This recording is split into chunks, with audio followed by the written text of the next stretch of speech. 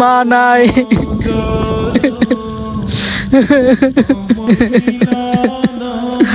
তোমার লাগে মা সব কিছু করলাম, তুমি আমাকে ছেড়ে চলে গেলা মা।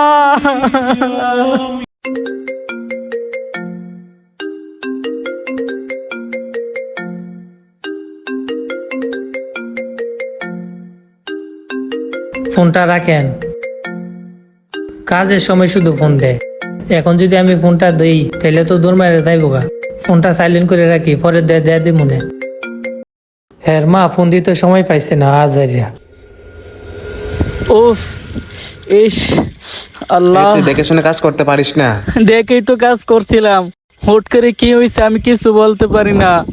আরে ভাই, দেখে শুনে কাজ কর, সাবধানে করিস। উস্তাদ, ও উস্তাদ, আমার কাজ শেষ। তোর কাজ শেষ? নে ফোনটা নে, ফোনটার মধ্যে কয়েকটা ফোন আইছিল।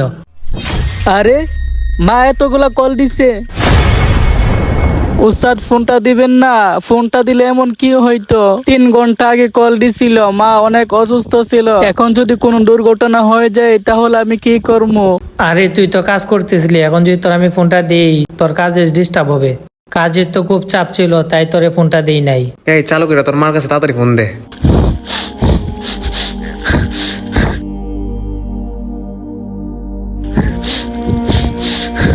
ফোন ধরতেছে না। আরে এত হাই উতাস করার কি দরকার আছে? ফোন ধরতেছে না, ধরবে। আবার কলটা দেই। হে মা, তুমি ঠিক আছো?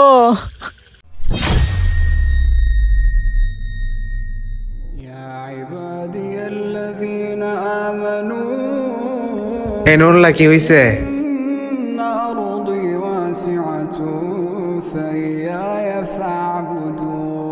আরে নুরুল্লাহ, তোর কি হইছে? মা নাই।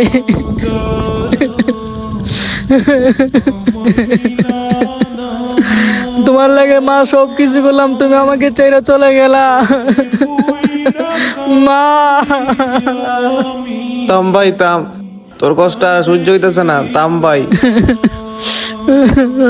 ভাই তুই আমারে মাফ করে দে, তোর অবস্থা আমি বুঝতে পারি নাই। মা।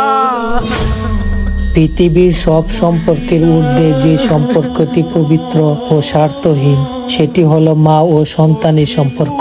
জন্মের আগের থেকে মা সন্তানের যে ত্যাগ ভালোবাসা প্রকাশ ঘটান, তা কখনো ভাষায় প্রকাশ করার মতো নয়।